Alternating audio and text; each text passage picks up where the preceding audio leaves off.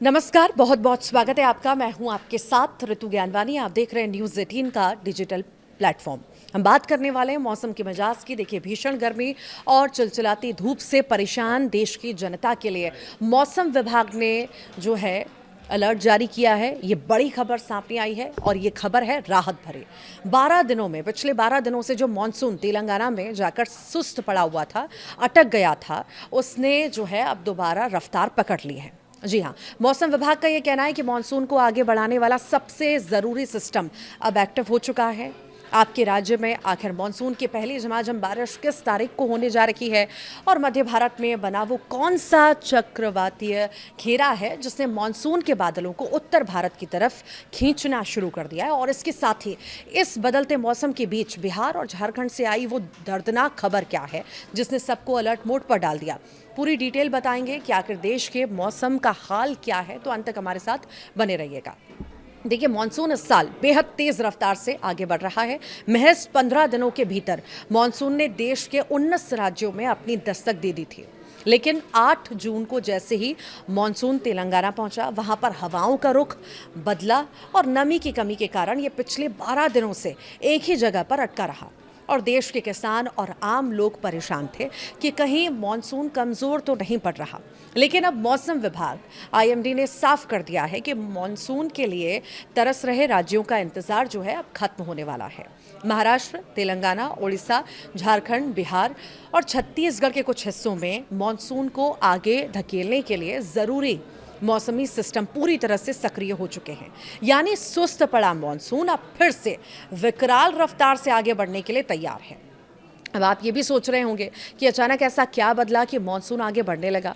तो मौसम वैज्ञानिकों के मुताबिक इस समय मध्य भारत के ऊपर एक मजबूत चक्रवातीय घेरा यानी साइक्लोनिक सर्कुलेशन बना हुआ है। ये घेरा एक बड़े वैक्यूम क्लीनर की तरह काम कर रहा है, जो बंगाल की खाड़ी और अरब सागर से उठने वाली मानसूनी हवाओं और बादलों को तेजी से उत्तर और मध्य भारत की तरफ खींच रहा है। मौसम विभाग की माने तो 23 जून का मानसून छत्तीसगढ़ की सीमाओं को पार कर जाएगा और इसके तुरंत बाद ओडिशा, झारखंड, बिहार के बचे हुए हिस्सों में भी भारी से बहुत भारी बारिश का दौर शुरू हो जाएगा। और ये चक्रवातीय घेरा उत्तर भारत के मैदानी इलाकों यानी दिल्ली, यूपी, पंजाब, हरियाणा के लिए भी राहत की घंटी है, क्योंकि इसी की वजह से मानसूनी बादल बहुत जल्द उत्तर भारत का रुख करने वाले हैं। लेकिन मानसून की इस खुशी के बीच एक बेहद डराने वाली और दुखद खबर भी सामने आई है। प्री मानसून और मानसून की इस आंख मिचौली के बीच बिहार और झारखंड में आसमानी बिजली यानी वज्रपात का भयंकर कहर देखने को मिला। शुक्रवार को तेज बारिश हुई और आंधी के दौरान बिहार में आकाशीय बिजली गिरने से 6 लोगों की और झारखंड में 8 लोगों की दर्दनाक मौत हो गई। मौसम वैज्ञानिकों का कहना है कि जब मानसून आगे बढ़ता है या प्री मानसून की हवाएं सूखी और गर्म हवाओं से टकराती हैं, तो आसमान में बहुत ऊंचे यहाँ पर बदलाव बनते हैं और ये बादल जो है भारी मात्रा में बिजली पैदा करते हैं। हमारी आपसे यही अपील है कि जब भी आपके इलाके में घने काले बादल छाएं या बिजली कड़के, तो तुरंत पक्के मकानों के अंदर शरण ले, पेड़ों के नीचे या खुले मैदानों में बिल्कुल भी ना खड़े हों, क्योंकि ये लापरवाही जानलेवा साबित हो सकती है।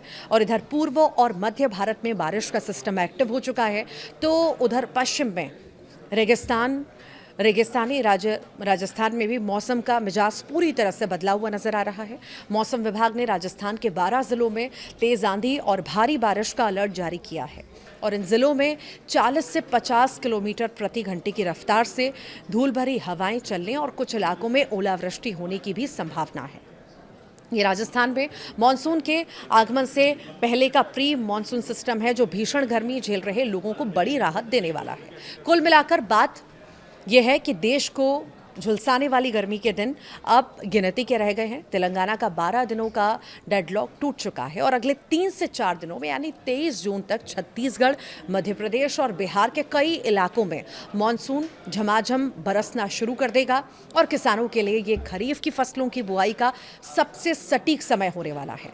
हालांकि बदलते मौसम में बिजली कड़कने और आंधी तूफान से सावधान रहना भी बेहद ज़रूरी है। आप किस राज्य या शहर से हमारा ये वीडियो देख रहे हैं, कमेंट में ज़रूर बताइएगा और वहाँ पर क्या हाल है मौसम के मिजाज का, ज़रूर बताइएगा।